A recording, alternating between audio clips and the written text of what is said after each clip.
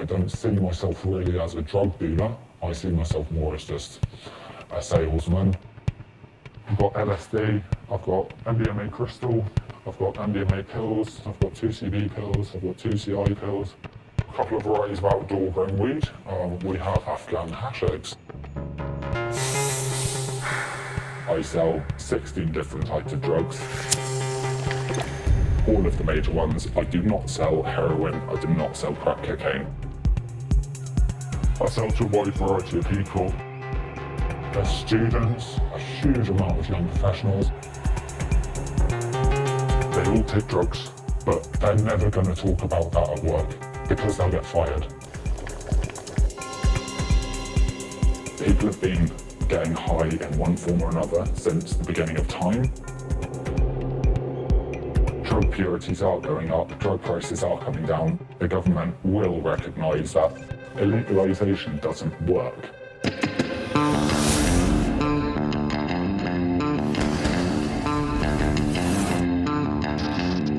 I know it's wrong and I know it's bad, but I do enjoy it. A lot of things need to change in the way we treat drugs in this city and this country. I've got surgeons, I've got lawyers, I've got doctors, a huge amount of young professionals. Open your mouth. Don't swallow the drugs. Spit them out.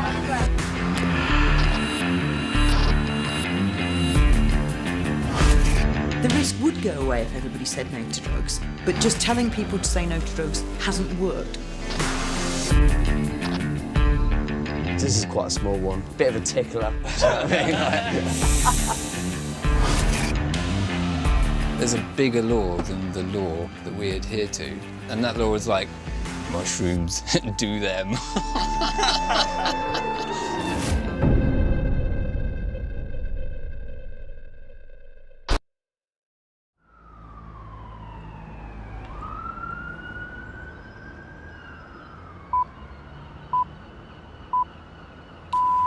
Theresa May has stunned Westminster by announcing plans to call a general election for the 8th of June.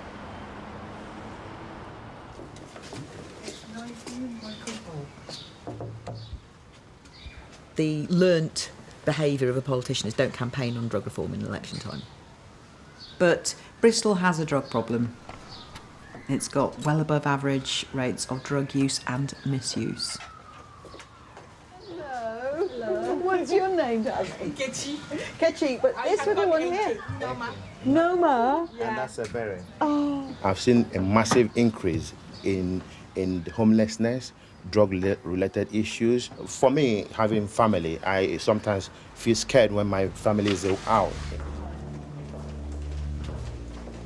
I have seen the harm that alcohol and other drugs cause, and I have seen it up close. I've seen it in my personal life as well as my political life.